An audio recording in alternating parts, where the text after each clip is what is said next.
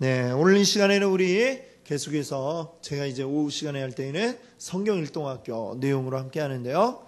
이제 오늘은 사사시대, 구약성경 이제 쭉 내용 가운데 오늘 사사시대에 대한 말씀을 드리겠습니다. 지난번에도 제가 이제 사사기 내용을 이제 말씀을 드렸습니다. 그렇죠? 이스라엘이 이제 쭉 이제 애굽에서부터 출애굽해서 그 지도 이제 머리 한번 떠올려 보시고 여기가 애굽이다 그러면 여기서부터 이제 쭉 나와서요. 이제 광야에서 40년 보내고 어디까지 왔어요? 이제 모압 평지죠. 오늘 그 아까 오전에 예배 시간에도 말씀드린 그 모압의 이제 땅의 일부인 모압 평지는 이 요단강을 사이에 두고 지금 딱 가나안을 바라보는 강 건너가 바로 모압 평지였습니다. 거기에 이제 있던 상태에서 모세가 이제 마지막으로 이제 유언을 남기고 죽고, 그 다음에 여호수아가 모압 평지에서 백성들을 이끌고 이제 가나안으로 들어왔죠.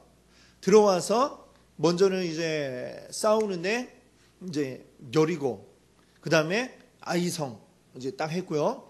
거기에 이제 위협을 느낀 사람들이 있는데 그 중에 기브온 거민들은 우리는 가서 항복해야 되겠다 해갖고 기브온 거민은 와서 항복하고 이제 사실은 속임수를 썼지만 그래도 이제 받아주겠다 약속을 했기 때문에 받아주게 됩니다. 근데 그 기브온 거민들을 보고 배신자라고 이제 하는 사람들이 있었죠. 바로 요 가나안 남부 지역에 있던 사람들, 남부 지역의 이제 대표적인 다섯 왕들이 이제 배신자를 처단하자 그래갖고 와 몰려옵니다. 그러니 기브온 사람들이 우리를 도와주세요 하니까 여호수아가 와서 그 다섯 왕과 싸우죠. 싸워서 이김으로 이제 남부 지역을 이제 평정을 하고, 그 다음에 이제 북부 지역의 또 왕들도 보니까 야 이제 우리밖에 안 남았다. 우리 또 힘을 모아 연합해서 싸웁시다 해갖고 그 북부 지역의 왕과 또 싸워서 이제 또 북부 지역도 차지를 했습니다. 자, 그렇게 이제 차지하고 나서 땅을 분배하는 것까지가 이제 여호수아서의 말씀이었죠. 자, 여호수아서 말씀이 이제 거기까지 나오는데, 이제 오늘 여기 이제 보시면 사사 시대를 배경으로 한 이야기들이 성경에 어떤 게 있느냐? 어떤 게 있을까요? 여기 나와 있는 것처럼 여호수아, 사사기, 그다음에 사무엘, 여기까지 되는데 여기다 하나 더 추가한다면은 사사기 뒤에 나오는 뭐가 있을까요? 룻기가 여기에 이제 또 그것도 역시 사사 시대로 포함이 될 수가 있겠습니다. 자, 그러면 여호수아 시대는 왜 사사 시대가 되느냐? 좀 약간 이제 여호수아서 뒷부분하고 사사기 맨 앞부분하고 살짝 겹치는 요 시기가 조금 이제 포함이 되어 있습니다. 이제 맨 첫 번째 사사인 온니엘의 이야기가 여호수아서 뒷부분에도 나오고요. 온니엘은 누구의 사위였을까요? 여러분 잘 아시는 여호수아와 누구이죠? 갈렙. 그렇죠. 갈렙의 사위도 이제 그냥 된 게 아니라 이제 큰 가나안의 그 땅을 차지하는데 큰 공을 세운 자에게 나의 딸을 아내로 주겠다 이렇게 해갖고 이제 큰 공을 세우고 이 온니엘이 이제 사위가 되는 이야기가 여호수아서에 나오고 있습니다. 자, 여호수아서가 근데 이제 보면 끝나는 부분이 굉장히 이제 온 가나안을 차지한 것처럼 이렇게 끝나지만 사실은 가나안의 모든 땅을 다 차지한 게 아니라고 이렇게 말씀을 드렸어요. 그렇죠? 여호수아서에 나온 거는 제일 중요한 땅들, 이제 거점이 될 만한 중요한 곳을 차지한 거죠. 뭐 우리나라로 치면은 우리나라 이제 대한민국에 제일 중요한 데 어디예요? 서울특별시가 있고, 그 다음에 뭐가 있죠? 5대 광역시가 있지 않습니까? 6개인가 이제? 그렇죠? 울산이 광역시가 되어가지고 6개인가 봐요. 이렇게 인천 이렇게 쭉 해갖고 6개가 있네. 여기는 말하자면 또 서울을 제외한 또 지역의 제일 중심이 되는 곳들 아닙니까? 그리고 그 외에도 각 도마다 뭐가 있어요? 도청 소재지가 있는 또 도시들이 있고, 이런 중요한 도시들을 이제 이스라엘 사람들이 차지를 했어요. 차지했으면 그 다음에 어떻게 해요? 여기서부터 이제 넓혀 나가는 거죠. 요 거점으로부터 넓혀 나가고, 그렇게 그 작업을 이제 어떻게 하느냐? 각 지파별로 이제 땅을 분배를 해서 이제부터는 지파별로 그렇게 알아서 하자 하면서 이제 끝나는 게 여호수아서입니다. 자, 그러했는데, 자, 사사기에 와서는 이제 어떻게 됐느냐? 각 지파별로 잘 하기로 했는데 지파별로 잘 됐느냐? 잘 되지를 않았어요. 그 사사기 맨 앞에 보면 이제 그 제일 여러 지파들 가운데 가장 힘이 센 데가 유다 지파하고 그다음에 에브라임 므낫세 지파입니다. 에브라임 므낫세는 사실은 요셉 지파죠. 요셉의 두 아들이 에브라임과 므낫세, 이 두 사람인데, 야곱이 12아들들 이제 축복 기도를 해줄 때에 사실상 장자는 원래 르우벤인데 르우벤에게 그 장자의 축복을 하지 않았습니다. 그리고 그 아들들 가운데 사실상 장자의 복을 받은 것은 바로 유다와 그 다음에 요셉입니다. 요셉. 그래서 이 두 지파의 후손들이 말하자면 힘도 가장 제일 셌고 여러 큰 인물들도 많이 나왔고, 이제 뒤에 가면은 이스라엘의 그 다스리는 왕이 나오는 지파들도 어디예요?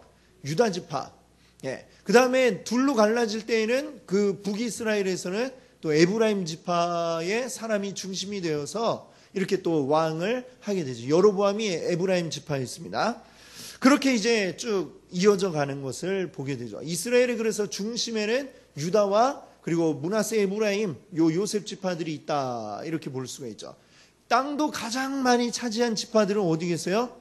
제일 힘이 세니까 유다 지파하고 그 다음에 므낫세, 에브라임 지파가 또 역시 가장 넓은 땅을 차지하게 됩니다. 근데 사사기 맨 앞에 보니까 이들이 그거를 이제 차지해 나가는 과정, 이렇게 열심히 싸웠는데 그럼에도 불구하고 어디가 남아있더라, 이런 얘기가 나오거든요. 한번 사사기 앞에 한번 보실까요? 사사기 이제 맨 앞으로 돌려서 한번 보십시오.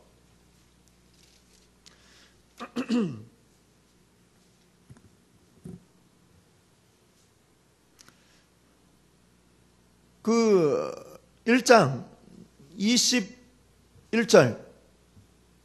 21절에 보니까 뭐라고 이야기합니까? 베냐민 자손은 예루살렘에 거주하는 여부스 족속을 쫓아내지 못하였으므로 여부스 족속이 베냐민 자손과 함께 오늘까지 예루살렘에 거주하니라. 자, 이 예루살렘은 사실 유다 지파 땅인데요. 그 베냐민은 바로 유다 지파 바로 위쪽에 이렇게 같이 이제 붙은 땅을 얻었습니다. 그러니까 이 살짝 이렇게 붙어서 같이 이제 땅을 차지하는 이런 부분이 있죠. 거기에 이제 예루살렘이 있고, 그런데 이 예루살렘은 여부수 사람들이 살기 때문에 차지하지 못했다, 이 얘기가 지금 여기 나오잖아요. 결국 이 예루살렘 언제 차지했느냐 하면 다윗 때에 차지했다는 얘기가 뒤에 나오지 않습니까? 다윗이 그 성을 여부수 족속을 쫓아내고 차지하면서 여기를 다윗성이라 이름하고 또 예루살렘 해갖고 거기에다 이제 수도로 삼게 되는 이야기가 이제 뒤에 가면 사무엘하 가면 나오고 있죠. 자, 그뿐만 아니라 그 밑에도 보면 에브라임과 므낫세 지파 여기 나오는데 26절에 보세요. 그 사람이 햇사람들이 땅에 가서 성읍을 건축하고 그것의 이름을 루스라 했더니 오늘까지 그곳의 이름이 되니라. 그 밑에 이제 쫓아내지 못한 그 민족들이 나오죠. 므낫세가 벳사온과 그의 딸린 마을들 주민들과 뭐 이렇게 했는데 그들을 쫓아내지 못하매 가나안 족속이 결심하고 그 땅에 거주하였더니, 이런 얘기가 나온단 말이죠. 므낫세 굉장히 용맹한 지파였습니다. 용맹해갖고 땅이 그만큼 많이 차지했죠. 므낫세 중에 절반은 요단강 동편에, 절반은 서편에 이렇게 땅을 차지할 정도로 용맹한 지파인데, 그런데도 못 쫓아낸 그 가나안 지파들이 있었다라고 얘기를 하고 있어요. 에브라임 지파도 역시 마찬가지고, 가장 용맹하고 힘 있는 지파들이 못했다면 나머지 지파들은 뭐 더 물어볼 것도 없는 거죠. 그렇죠? 예. 그 나머지도 그냥 뭐 섞여 살아가거나, 그 중에 일부 단지파 같은 경우는, 단지파가 처음에 분배받은 땅은 어디냐면 저번에 이제 지도에 보여드렸지만 블레셋 지파가 있는 그쪽의 땅을 분배받았습니다. 블레셋이 근데 너무 강하니까 단지파는 결국 그 땅을 포기해버렸어요. 포기하고 저 북쪽에 아무도 분배받지 않은 저쪽으로 가갖고 살 곳을 찾아야 되겠다 하고 이제 이동을 하는 이야기가 사사기 이제 뒤에 가면 나오고 있는 것입니다. 그래서 이제 여호수아, 사사기, 그 다음에 사무엘서의 초반은 이제 왕이 들어서기 전까지는 사사 시대인 것이죠. 마지막 사사가 바로 이 사무엘이다라고 이렇게 보고 있는 것입니다. 그럼 이 이야기들이 우리에게 지금 들려주고 있는 중요한 것은 뭐냐면 바로 이것들이에요. 이 다윗이 지금 어떤 배경에서 나오게 되었는가? 다윗이 왕으로 나올 때에 그 시대 상황이 어떻고 지금 어떤 배경 속에서 다윗이 나왔는가를 이 성경이 이야기하고 싶어하는 것이고, 그 다음에 중요한 건 레위 지파는 어떻게 살았느냐. 레위 지파가 사실 이 사사기에서 굉장히 중요합니다. 왜 중요하냐? 여호수아서 그 말미에 땅 분배할 때 레위 지파는 분배를 받았어요? 못 받았어요? 못 받았죠. 못 받았고 대신에 어떻게 했냐면은 레위 지파 총 48개의 성을 이제 따로 받았습니다. 근데 레위 지파끼리 뭉쳐 살도록 한 게 아니고요. 전국에다 이제 흩어져 있는 48개의 성읍을 레위 지파에게 주었어요. 어떤 사람은 유다 지파 땅에 살고, 어떤 사람은 또 뭐 므낫세 지파 땅에 살고, 이런 식으로 다 흩어져 살도록 하셨다는 거죠. 그렇게 살게 한 이유가 무엇이라 했어요? 하나님께서 레위 지파, 제사장 지파인 레위 지파를 통해서 다른 백성들에게, 이스라엘 백성들에게 하나님 섬기는 법을 알게 하려고 하셨다라는 그 말씀을 드렸습니다. 그리고 이 이스라엘은 또 어떻게 되는 거예요? 모든 열방들 가운데에 제사장 나라가 되도록 이렇게 하나님이 계획을 하신 것입니다. 지금 이 팔레스타인 땅에, 이 가나안 땅에 이 이스라엘 백성들을 데리고 와서 거기에 이들은 나의 백성이고 이렇게 나의 백성들이 이렇게 산다라는 걸 이제 보여주려고 하신 거예요. 그리고 그걸 통해서 하나님의 목적은 뭐예요? 나는 이스라엘만 사랑한다 이게 아니고 뭐예요? 이스라엘이 제사장 나라가 됨으로써 모든 열방들에게, 지금 레위 지파가 이스라엘 백성들에게 하는 것처럼 모든 열방들의 본이 되도록 하셨다. 그것이죠. 그래서 모든 열방, 모든 사람들이 다 하나님께로 나아오고 구원받는 데 이르는 것을 원하시는 게 바로 이 하나님의 뜻이었다라고 하는 것이죠. 근데 이스라엘 사람들은 지금도 아직도 착각을 하고 있잖아요. 우리만 선택받은 민족이야. 선택은 받았지만 그 사람들만 선택받은 게 아니고 우리 모두가 다 선택받았고, 사실은 그들은 제사장의 역할을 하도록 부름을 받았는데 그걸 그 사람들이 이제 모르고 있었던 것이고 제대로 감당을 하지를 못했습니다.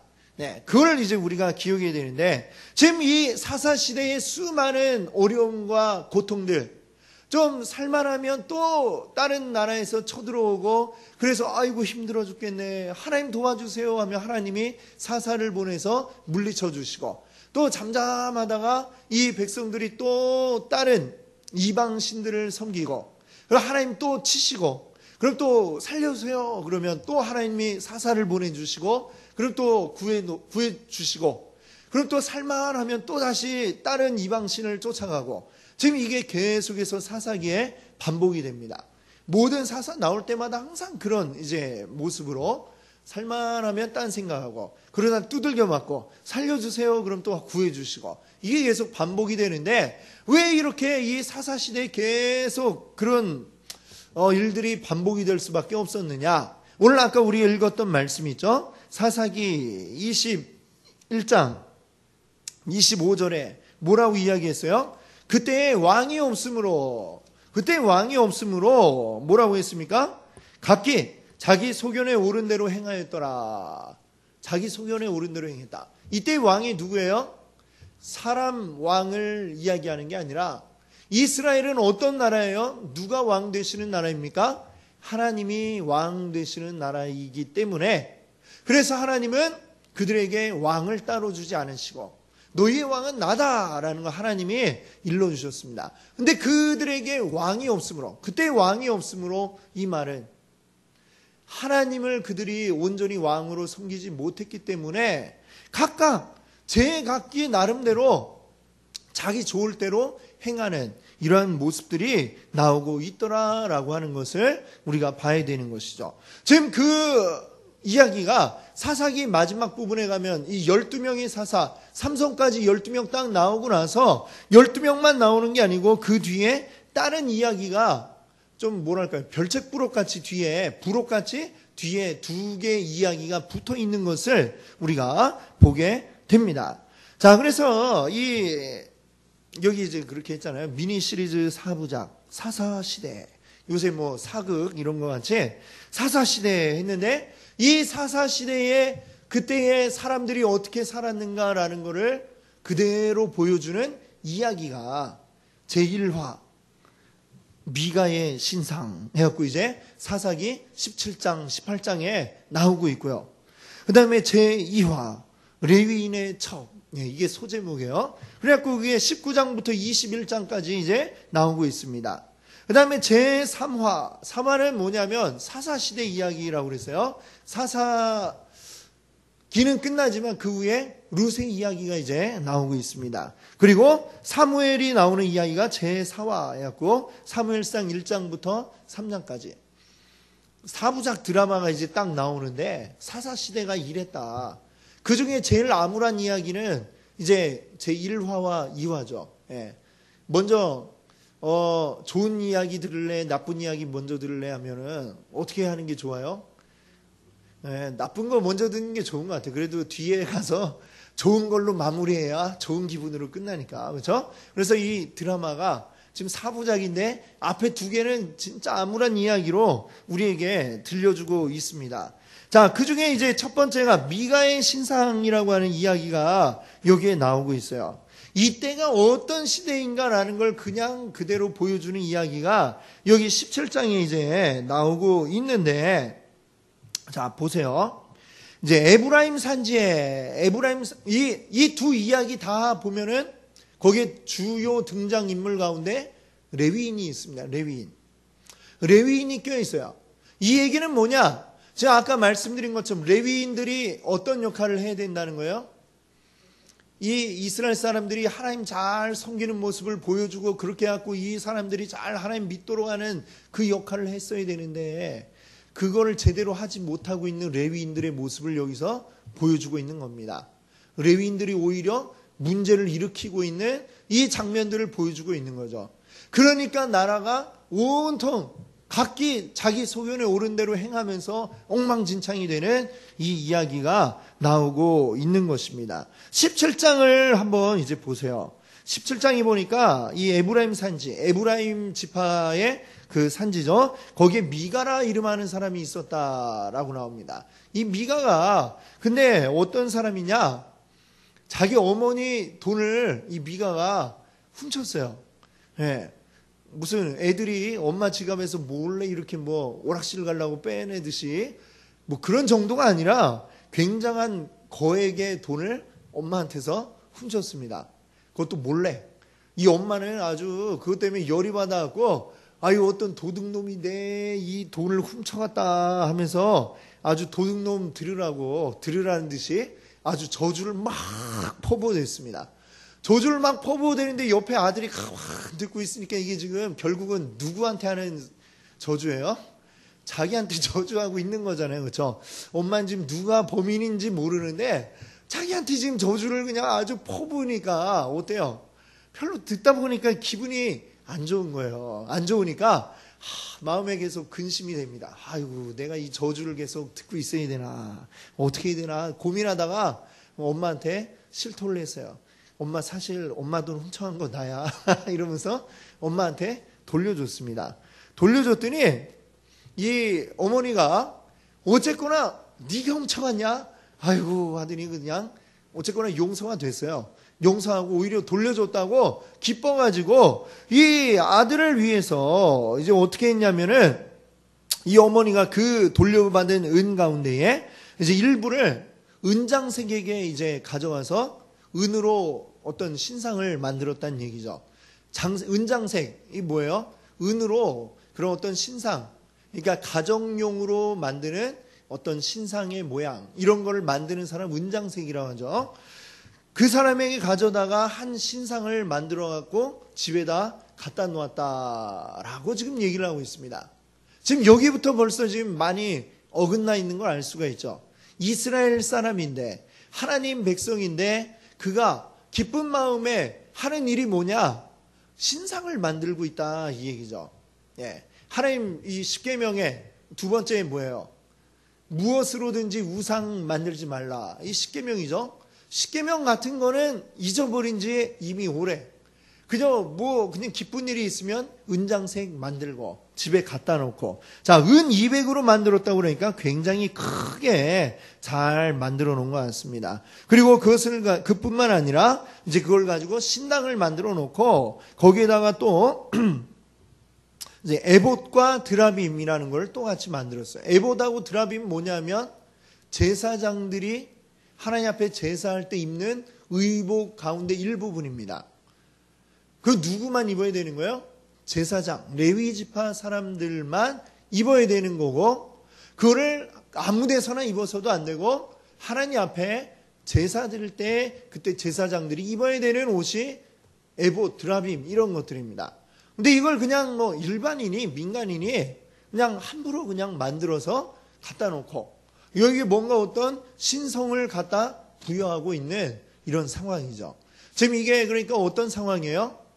하나님 믿는 신앙이 가나안 신앙하고 지금 굉장히 많이 짬뽕이 되어 있는, 하나님하고 아예 관련이 없는 건 아닌데 갖다가 끌어들인 거 있죠. 에봇, 드라빔 이런 것도 갖다 끌어들여 놨는데, 근데 섬기는 거는 정작 이방 우상을 만들어다가 놓고 섬기고 있는 지금 그런 상황이 되었다라고 하는 겁니다.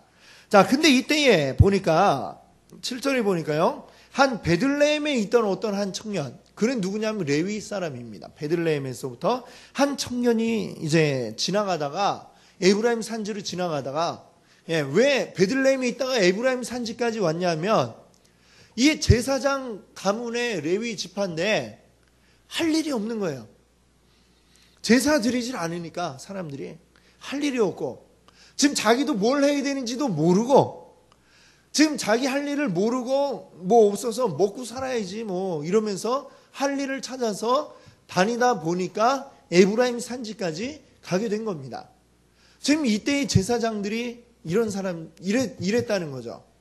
지금 자기들이 할 일도 알지 못하고 제대로 하지도 못하고 다른 그냥 일반 사람들과 다를 게 아무것도 없는 이런 사람들이 되어버린 시대가 사사 시대였다라는 거죠. 그러고서 이제 떠돌아다니다가 이 에브라임 산지에 있는 미가의 집에 갔어요. 가서 이제 좀 밥도 얻어먹고 묵어가려고 했는데, 이야기하다 보니까 레위 사람이라는 거예요, 이 청년이. 그러니까 미가는 잘 됐다고, 어디 가지 말고 우리 집에 여기 신상이 있는데 여기에서 이제 일을 했으면 좋겠다라고 이야기를 합니다. 스카우트 제의를 한 거죠. 그래서 이 레위인이 거기에 쭉 머무르게 됩니다. 이거는 또 뭘 이야기하는 거예요? 레위 사람은 원래 어디 누구의 집에 속해 있는 사람이 아니죠. 오직 하나님만을 위해서 일하는 사람인데, 이제는 사사로이 어떤 한 지방의 유력한 사람이 거기에 신당 따로 만들어 놓고, 그러면 거기에 가갖고 한 개인을 위해서 복도 빌어주고 제사도 드리고 하는 레위인이 사유화되고 있는 이런 상황이 되어버렸다는 것입니다. 그러니까 지금 이 시대는 레위인이라는 어떤 이름도 남아있긴 하지만, 하나님이란 이름도 남아있긴 하지만, 하나님이 원하셨던 모습, 명령하셨던 이런 것들은 하나도 남아있지 않은 시대가 되어버린 거죠. 자, 이제 18장에 가면 이제 여기에 또 아까 얘기했던 그 단지파 얘기가 나오는데요. 단지파 사람들이 땅을 결국엔 차지를 못했어요. 분배받았는데 차지를 못했습니다. 그래갖고 어떻게 할까? 우리 지파가 가서 살 수 있는 땅을 찾아야 되겠다. 그래서 정탐꾼을 또 보냅니다. 한번 찾아봐라. 몇 명이 대표로 이제 가는데, 북쪽으로 쭉 가고 땅을 찾아봅시다. 가다가 이 에브라임 지역에 가다가 미가의 집에 또 가게 됐어요. 하여튼 뭐 그 지역에 가면 그래도 제일 잘 사는 집에 가갖고 뭐 밥이라도 달라고 해야 얻어먹을 수 있으니까 이 미가의 집에 갔겠죠. 가서 이렇게 밥을 얻어먹으면서 보다 보니까 이 집에 다른 데 없는 게 있는 거야. 큰 은으로 만든 신상도 있고 보니까 따로 레위인까지 고용을 해갖고 자기 집에 두고 있는 거예요.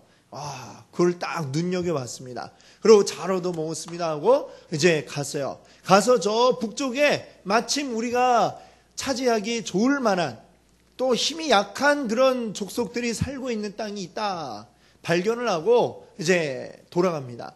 돌아가서 다른 단지파 사람들에게 이야기하죠. 우리가 좋은 곳을 봐뒀으니 갑시다. 그래서 단지파 사람들이 이제 전부 다 이제 그곳으로 떠나갑니다. 가는 길에 또 이제 또 그 에브라임 산지에 들어가게 된 거예요. 갔는데 여기서 우리 그냥 가지 말고 우리 여기에 가면 큰 은으로 만든 신상을 만들고 한 게 있는데 그걸 그냥 뭐 개인을 위해서 그렇게 쓰게 하느니 우리 지파를 위해서 단지파를 위해서 사용하도록 뺏어갑시다 이러는 거예요. 예. 한 지파가 그냥 힘을 사용해서 남의 걸 이걸 또 빼앗아가는 이 얘기가 나오죠. 그리고 그 레위인한테는 레위인이 딱 보니까 우리 거 어디 갖고 가려고 그러세요? 이러니까 막으려고 하니까 당신 지금 잘 생각하라고. 한 집에 있는 게 좋겠어? 아니면 우리 지파를 위해서 단지파를 위해서 일하는 사람이 되는 게 좋겠어? 이러니까 훨씬 낫잖아요. 그렇죠? 예. 한 집에 이렇게 소속되어 있는 것보다 내가 한 단지파를 위해서 한 지파를 위해서 일한다 하면 훨씬 더 내가 커지는 느낌이 드니까 이 사람은 그냥 같이 가기로 한 겁니다. 그래갖고 그냥 뭐 그동안 자기 돌봐줬던 거 이거 다 그냥 무시하고 이 단지파 사람들을 따라가기로 하죠. 자, 뒤늦게 이제 미가가 알고서 막 쫓아갑니다. 동네 사람들 막 데리고 우리 집에 도둑이 들어왔고 다 훔쳐갔다고 하면서 막 갔는데 야, 이 나쁜 놈들아 하고 막 했는데 보니까 거기에는 사람이 어때요? 한 지파 왔으니까 굉장히 많잖아요. 그냥 조용히 하고 가. 딱 이러니까 이 미가는 그냥 네 알겠습니다 하고 그냥 조용히 사라졌다는 이 얘기가 지금 나오고 있는 것이죠. 그게 지금 여기 이제 나와 있는 제1화. 보니까 어때요? 이거 완전 엉망진창이죠. 한 지파는 제대로 분배받은 땅을 차지하지도 못해서 절로 쫓겨가고 그 와중에 남의 걸 도둑질해가고 그리고 이 사람들은 또 하나님 섬기는 것 같이 하면서 이방신을 섬기고 있고 그걸 또 레위 제사장이 또 가갖고 돕고 있고 레위 제사장은 그냥 자기 출세를 위해서 이리 갔다 저리 갔다 온통 엉망진창인 이 이야기가 지금 이 17장 18장에 나오고 있습니다. 그 뒤에 가면 더 엄청난 이야기가 나오는데 자, 제2화 레위인의 첩이에요. 레위인의 첩. 성경을 보면 이 율법서에 신명기에 하나님 말씀하시기를 왕은 많은 아내를 두지 말아라 라고 얘기했습니다. 왜? 많은 아내를 두는 게 결국에는 왕들이 뭐 이제 여러 가지 이유가 있겠지만 제대로 정사에 집중을 할 수가 없고 또 그 이방인들로 정략 결혼에 의해서 이렇게 하니까 왕들은 아내를 많이 두지 마라 이랬는데 한 명 왕도 아닌 레위인 제사장이 이게 뭐 아내를 여러 두었고 첩까지 뒀다. 지금 일단 이것부터가 지금 벌써 잘못되어 있다는 걸 알 수가 있는 것이죠. 자, 근데 이 이야기가 또 웃긴 게 19장에 보시면 2절에 자, 이번에도 베들레헴이 또 등장을 하고 있어요. 베들레헴. 이 베들레헴에서 이제 살고 있는 레위인입니다. 이 레위인에게 첩이 있는데 2절에 보니까 첩이 행음하고 남편을 떠나 유다 베들레헴 그 아버지 집으로 돌아갔다. 그렇군요. 맞아. 에브라임에 살고 있는 레위인인데 그 첩의 고향이 베들레헴이었습니다. 그래갖고 이제 그 첩도 행실이 뭐 이렇게 아주 뭐 좋은 게 아니라 그냥 바람 나갖고 쉽게 얘기하면 바람 나갖고 그냥 바람 났다가 도망가 버린 거야. 자기 친정으로 도망가 버렸습니다. 그 남편한테 못 가겠고 그러니까 그냥 친정으로 가버렸어요. 근데 이 레위인은 그 여자를 찾겠다고 이제 또 간 거예요. 그 여자의 친정으로 갔습니다. 가갖고 이제 데리러 왔다 하니까 그 첩이었던 사람의 아버지는 소방 맞을 줄 알았는데 이렇게 찾아와 주니 얼마나 고마워요. 그렇죠? 그러니까 막 대접을 합니다. 먹을 걸 막 대접을 해주고 막 좀 이것도 먹고 저것도 먹고 맛있게 먹게 하고 먹다 보니까 해가 벌써 뉘엿뉘엿하니까 못 가고 이렇게 늦었네. 내일 가게. 내일 이제 해가 뜨니까 또 아침부터 이것도 주고 저것도 주고 막 주는 거야. 며칠을 그래갖고 집에 가려다 못 가고 하다가 결국 이제 며칠 그러고 나서는 이제 이제 더는 안 되고 이제 가야 됩니다 하면서 일어났어요. 일어났는데 이미 이제 저녁 때가 다 돼갖고 일어났습니다. 그러니까 이제 그 첩을 데리고 길을 나섰는데 얼마 못 갔겠죠. 해가 금방 떨어지니까 얼마 못 갔는데 이제 가다 보니까 한 성이 나오는 거예요.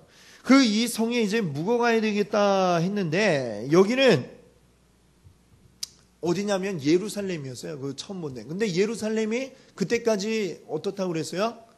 아직 이스라엘의 성이 아닙니다. 이방인들이 살고 있는 곳이에요. 그러니까 여기 이방인들이 사는 데 말고 우리 이스라엘 사람이 사는 데 가서 우리가 묵는 게 좋겠다 해갖고 예루살렘을 지나쳐서 갑니다. 어디로 갔느냐? 바로 조금 가면 이제 베냐민 지파 그 땅이 나오죠. 거기에 기브아라고 하는 곳으로 갔습니다.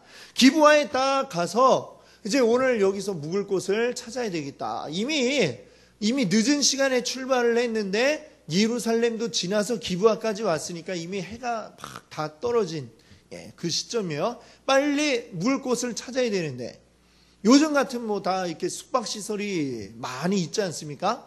그럼 그런 데 가서 자면 되겠지만 옛날에 뭐 그런 게 없잖아요. 그러니까 누구의 신세를 져야 되는데 앉아갖고 이제 그 성문 앞에 앉아갖고 성문 앞에 보면 옛날엔 다 성문 앞에 이제 광장이에요, 광장.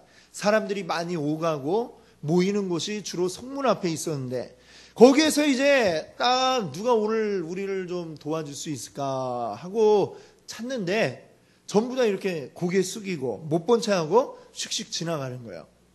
그 기브아가 뭐 큰 데가 아니라 이제 작은 성인데 사실 그 안에 빤하겠죠. 이 사람들이 여기 사람들이 아니고 다른 곳에서 온 사람들이다. 다 알 수 있는 상황이고 그러면 그 사람들이 이 해가 졌는데 어떻게 해야 되느냐? 묵을 곳이 있어야 되겠다라는 것을 다 알만한 이제 상황입니다. 근데 그냥 지나갔다는 거예요. 다들 지나갔습니다. 하나님이 이 율법을 주신 것 가운데는 너희들이 객을 손님이 있을 때에 그 사람을 내치지 말고 그를 도와주어라. 이런 또 말씀도 있어요. 그렇죠?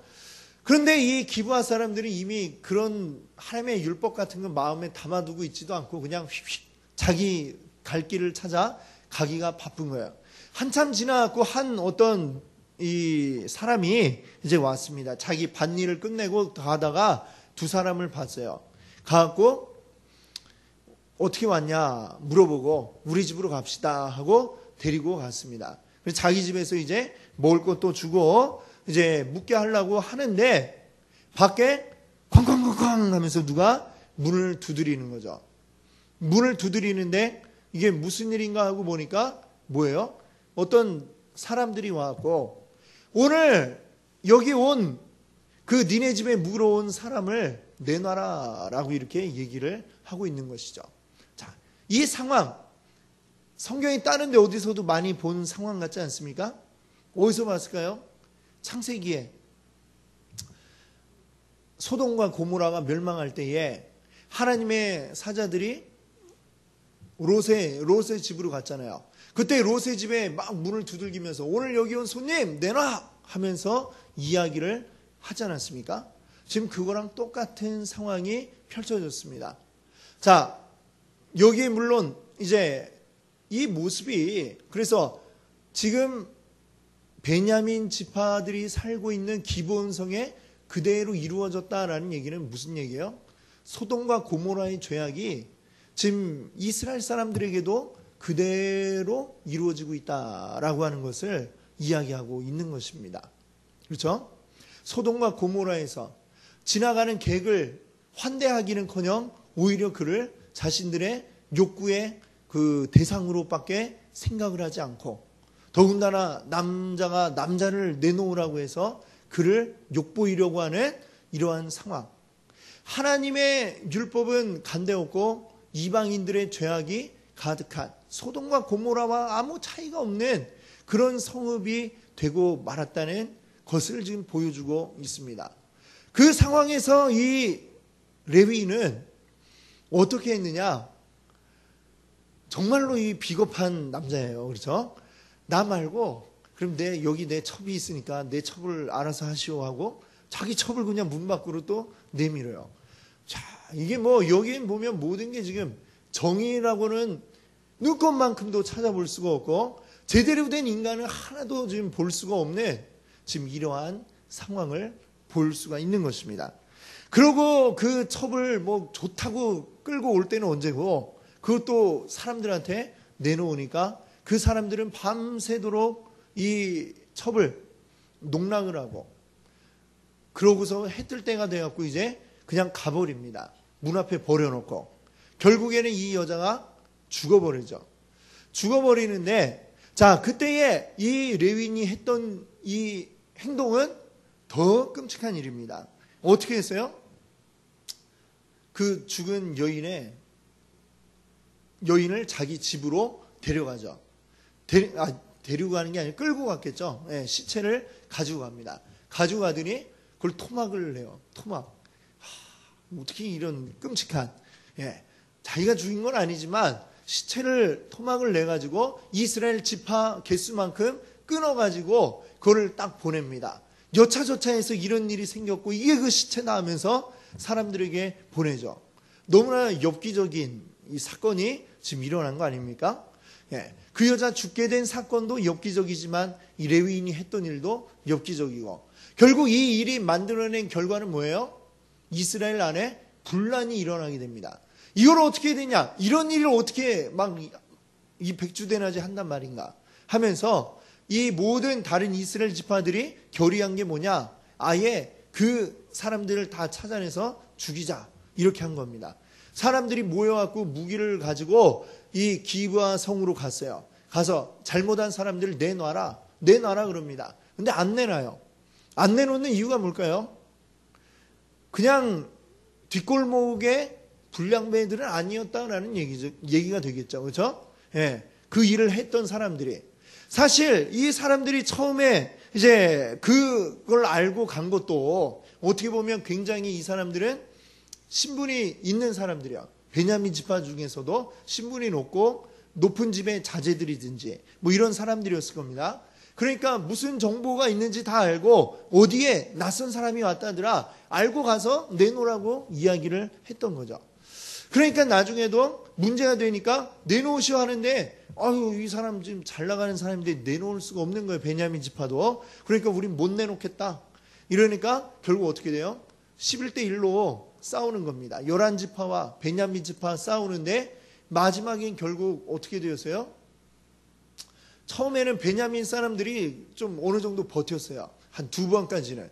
그러다 결국에는 3번째는 당할 수가 없죠. 그래서 완전히 다 죽게 생겨버렸어요.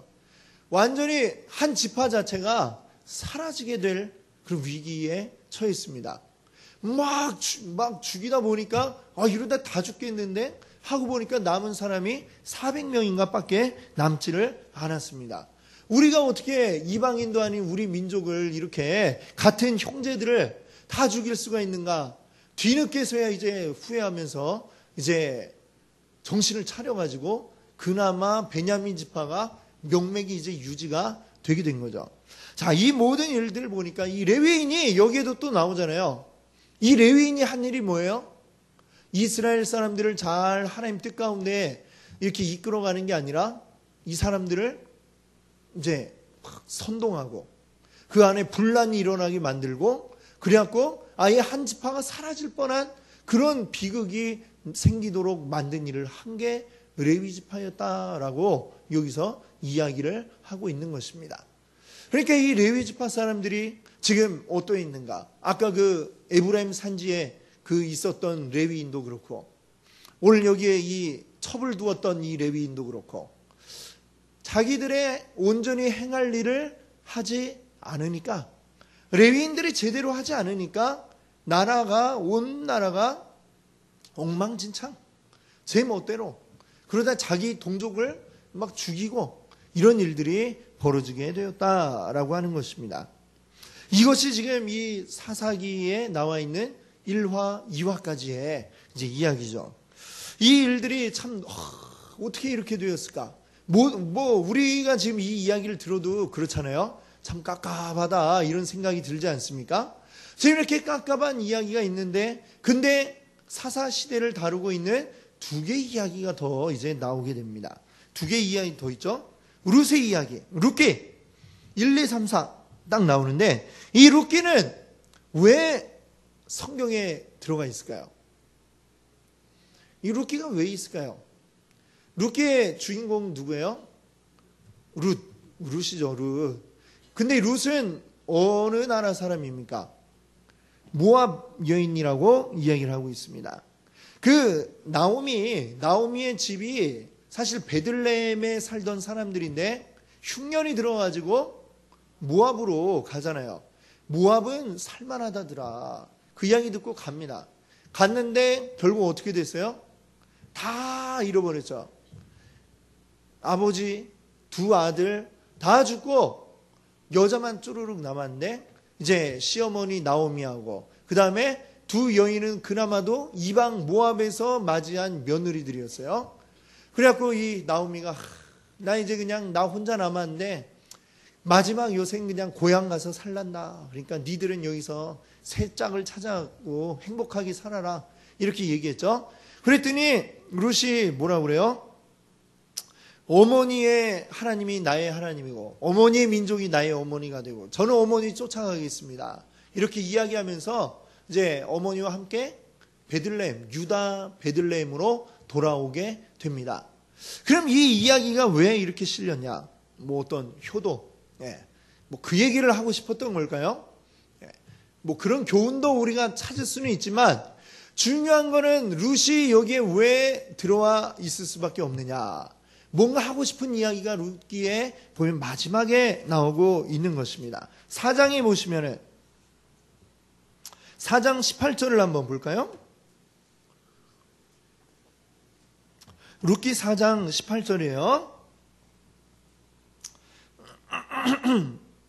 여기에 이제 우리가 그렇게 지겨워하는 족보가 나오는데 이 4장 18절을 한번 18절부터 22절까지 한번 볼까요?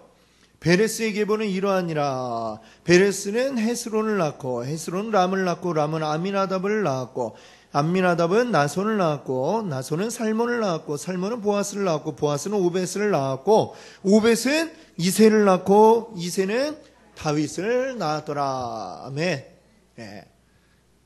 룻기의 결론은 누구를 얘기하고 싶었던 거예요? 다윗을 이야기하고 싶었던 겁니다. 자, 이 룻과 결혼한 보아스는 유다 지파의 이제 쭉 후손인데 이 보아스는 오벳을 낳고 오벳은 이새를 낳고 이새는 다윗을 낳았다. 지금 이 룻기를 통해서 이 암담한 이 사사시대의 상황, 그러나 그 속에 뭔가 하나님의 역사가 조금씩 이루어져 가는데 그 하나님의 역사가 이루어져 가서 앞으로 큰 영광을 나타내 보여줄 누가 이제 거기서 등장을 하기 시작을 하는 거예요? 다윗이 거기에 이제 나오고 있는 거죠.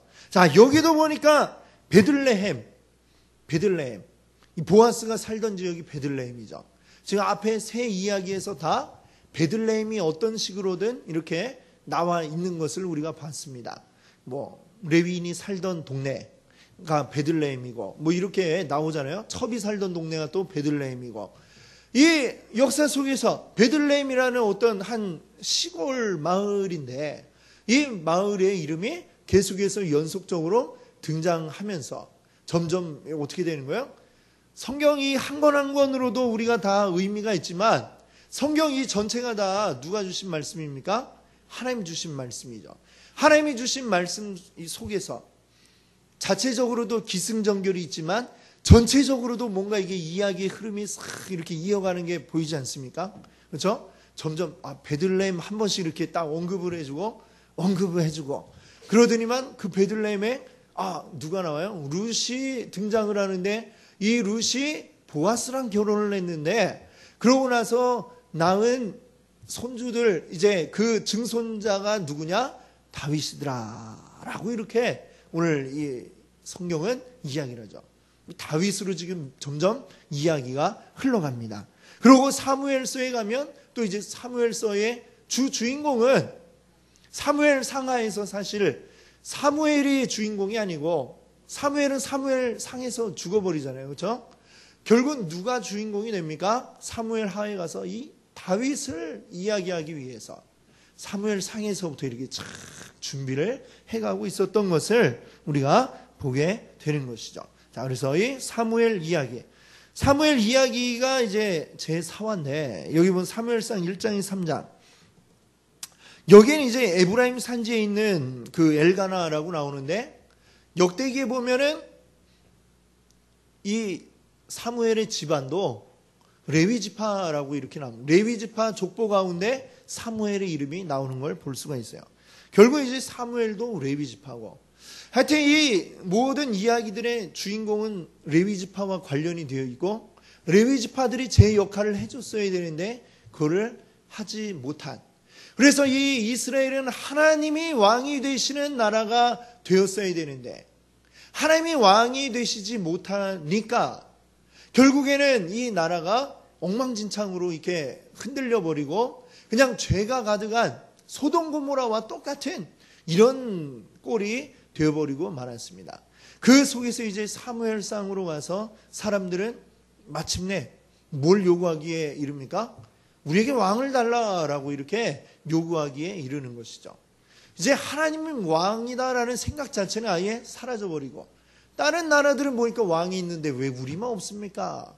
이러면서 왕을 요구하게 되는 것이죠. 자, 이런 흐름으로 이제 쭉 가고 있다는 것을 우리가 이제 볼 수가 있었습니다. 그래도 이 사무엘은 어때요? 사무엘 이야기에서 교위 사무엘 이 그때 제사장 누구죠? 엘리 제사장인데 엘리 제사장은 아주 보면은 참 무능한 사람으로 여기에 그려지지 않습니까? 제사장이지만 그럼에도 불구하고 기도하러 왔고 정말 너무 간절히 기도하느라고 소리도 못 내어서 정말 이렇게 기도하는 한나를 보면서 아니 술 먹고 여기서 기도하면 어떡하냐고 이렇게 막 욕을 하고 했던 사람이죠. 영적인 눈이 오늘 말씀처럼 영적인 눈이 전혀 없는 사람이었습니다. 그러니까 그 아들들도 제사장의 아들이니까 역시 제사장인데 하나님을 경배하는 이런 제사장이 아니라 자기 욕심 채우는데 자기 제사장 직책을 사용하는 이런 사람이 되고 말았죠. 거기에 딱 비추어서 이제 여기서 누굴 보여줘요? 사무엘을 보여주는데 항상 하나님 앞에 신실한 기도하는 사무엘 누가 얘기하든지 그 말 그대로 듣고 따라 행하고 하나님 말씀을 듣고자 했던 사무엘의 모습을 보여주고 있습니다. 그 사무엘이 사실 태어난 것이 보면 원래 아이를 못 낳았잖아요. 어머니 한나가 못 낳았는데 기도해가지고 태어난 아들이 사무엘이잖아요. 그렇죠? 그러니까 이 사무엘은 어떻게 보면 참 그 시대 상황 속에서는 나오기 힘든 사람 아닙니까? 지금 뭐 제사장의 역할이 뭔지도 모르는 이 시대 속에 툭 정말로 하나님이 툭 던져놓은 듯한 전혀 밑도 끝도 없이 탁 던져놓은 듯한 사람이 사무엘이다라고 이렇게 생각이 되어집니다. 그래서 사무엘을 통해서 하나님은 결국엔 하나님이 원하시는 왕을 다윗을 세우시는 이 일들이 이제 사무엘서에 가서 나오게 되는 것이죠. 자세한 이야기 또 우리가 다음번에 또 이제 함께 또 보도록 하겠습니다. 기도합니다. 할렐루야. 하나님 감사